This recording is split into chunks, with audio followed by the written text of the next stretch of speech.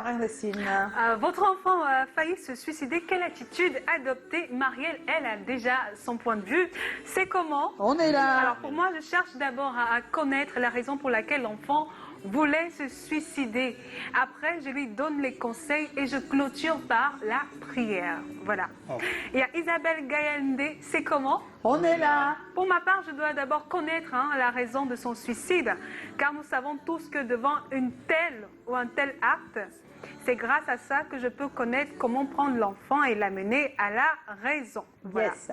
Alors, il y a également Young Kali, c'est comment? On est là. Bon, d'abord, première chose à faire, c'est de s'engager dans une vraie conversation avec l'enfant pour savoir la raison et essayer d'être plus proche de l'enfant parce que les idées comme ça nous viennent en tête lorsqu'il n'y a personne avec qui nous pouvons partager nos soucis. Et c'est alors le rôle d'un parent d'être d'abord parent et un ami intime de son propre enfant. Peut-être un dernier message. Un dernier, oui. C'est comment? On est là. Sergio Catuzzo, alors je devrais lui demander, bien sûr, qu'est-ce qui l'a poussé à le faire? L'aider à ne plus y faire ce mauvais acte et faire les efforts de le mettre dans de meilleures conditions que celles du passé.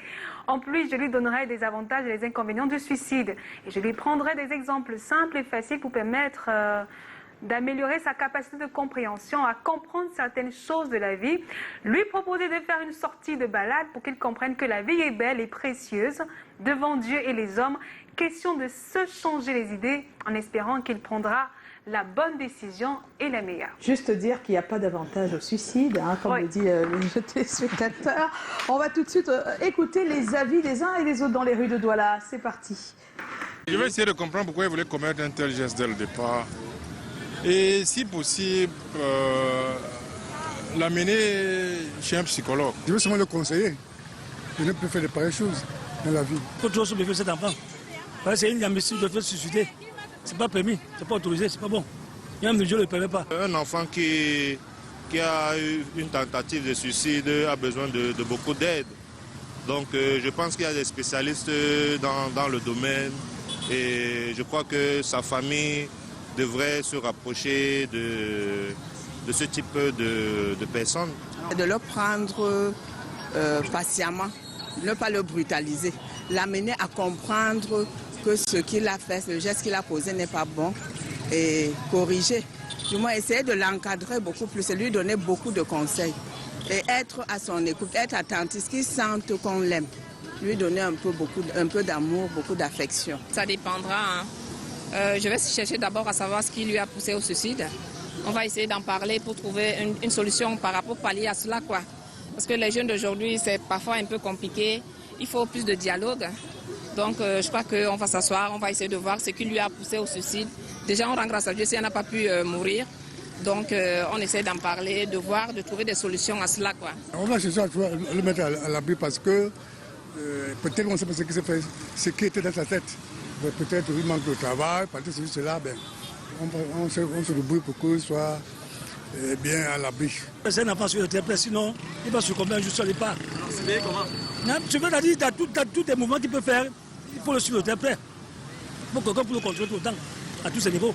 D'essayer de tout faire pour le mettre à l'aise, sincèrement, sans lui faire tout le temps des cadeaux, mais essayer de beaucoup l'observer et faire attention à lui, le ménager pour qu'il se reprenne, quoi.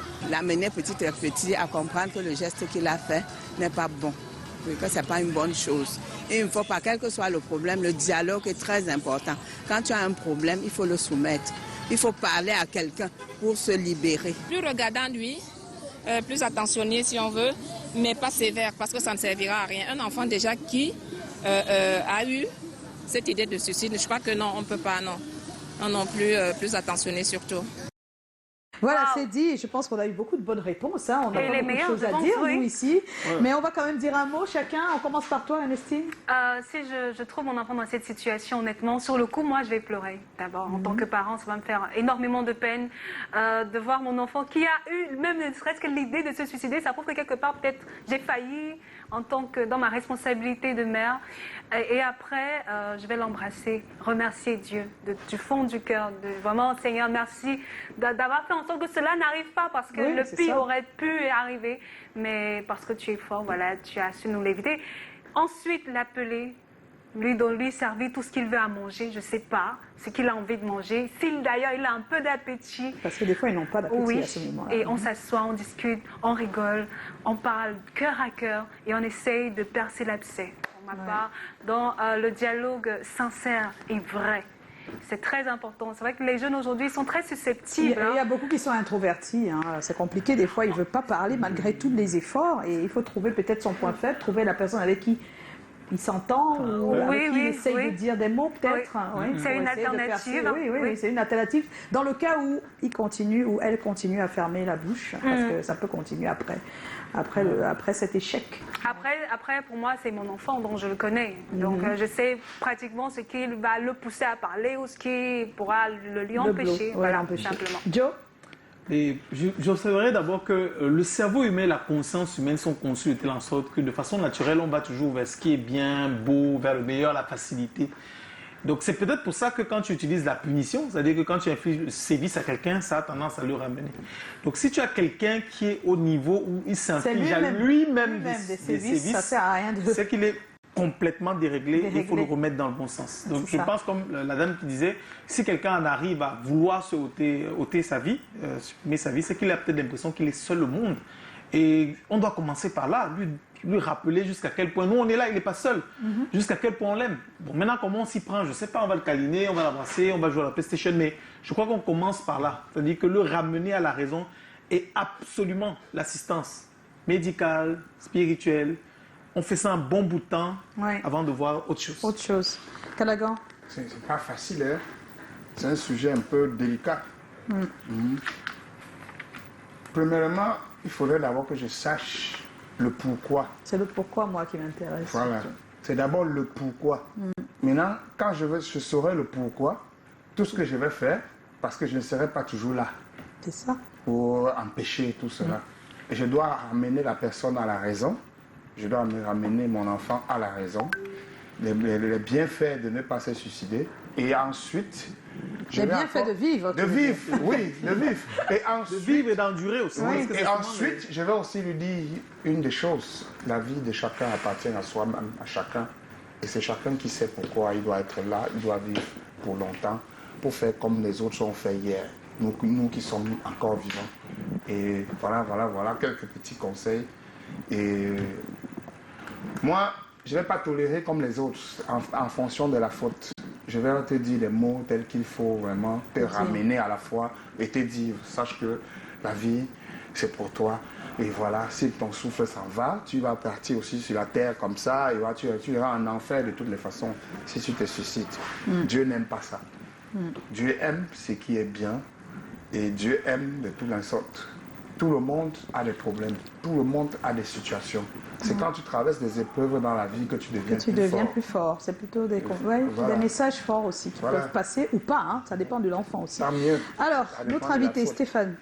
Je crois que le suicide, c'est la conséquence de quelque chose. Il faut déjà chercher la cause, pourquoi. Déjà, comme Kalanga le disait, chercher le pourquoi. Pourquoi est-ce que tu as voulu faire ça? Le dialogue, communiquer beaucoup, parce que si l'enfant en arrive là, c'est sûr, il se sent seul, comme Joe le disait, ou bien pas assez écouté.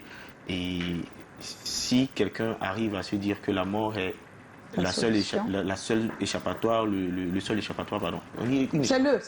Voilà, le seul échappatoire ou la seule solution à son problème, c'est dangereux. Après, beaucoup d'amour, ça peut être bien, c'est même l'idéal. Mais derrière, je crois qu'on n'a pas aussi beaucoup la culture de suivre des spécialistes ici. Alors que c'est très important. C'est très important. Il y a beaucoup de maladies mentales, des dépressions. Parfois même l'enfant n'encaisse pas les choses comme tout le monde. Parfois il est hypersensible et tout. Je crois que c'est aussi l'une des responsabilités du parent africain de se dire qu'on ne peut pas être fort tout le temps. On ne peut pas dire à l'enfant non, sois fort, non, ne pleure pas, ne fais pas c'est la culture africaine. Oui, ça. Donc soyons aussi sensible à certaines choses, de dire que, ok, peut-être ici, même si je lui donne beaucoup d'amour, il y a des gens qui sont spécialisés en ça, c'est-à-dire apporter une assistance psychologique pour que l'enfant puisse retrouver le bon chemin. Donc je pense que si on met bout à bout l'assistance familiale, l'amour qu'on va lui donner, de faire en sorte que la famille soit un lieu sain, un refuge pour l'enfant, et à côté de voir des spécialistes, tout ça mis bout à bout, je crois que ça peut vraiment aider l'enfant. Oh, merci. Ça nous permet d'aller voir le psychologue des ados. Ah oui, c'est un psychologue, mais des ados principalement. Il s'appelle Marius Tiassep. Il répond aux questions de Titi Freeman. Ce que nous devons savoir, c'est qu'il y a de plus en plus des tentatives de suicide chez les adolescents. C'est d'ailleurs l'une des causes de mortalité, l'une des grandes causes de mortalité des adolescents, notamment en Occident. Mais chez nous également, on retrouve de plus en plus des tentatives de suicide chez les jeunes. Les raisons sont multiples, les raisons qui peuvent pousser. Sans parler de cause, on va plus parler de facteurs de risque. Les facteurs de risque qui peuvent conduire ou entraîner un jeune ou un adolescent à se suicider ou à tenter de se suicider. La première, c'est la maltraitance et les abus sexuels. Les adolescents qui ont subi tout au long de leur enfance des maltraitances corporelles ou des abus sexuels sont un peu plus vulnérables, sont un peu plus prédisposés à développer des idées suicidaires. Alors l'autre, c'est les troubles psychologiques, notamment comme la dépression, les troubles de l'humeur. Les adolescents qui ont été exposés également, qui ont vécu cela pendant un certain temps, sont également plus prédisposés à développer, à avoir des idées suicidaires. La prévention du suicide nécessite déjà qu'on soit assez attentif. Comme tout à l'heure, on a vu les facteurs de risque, vous avez noté que c'est des facteurs essentiellement de vie. Donc il faut être attentif, il faut être à l'écoute des adolescents. Mais n'attendons pas qu'ils soient adolescents pour commencer à être à leur écoute. On est à l'écoute avec des zones depuis de bas âge, créer un climat de communication, un climat d'interaction, un climat de confiance et surtout amener les enfants à comprendre que le parent est le dernier rempart. Le parent est le rempart pour lequel il doit se confier en toute confiance.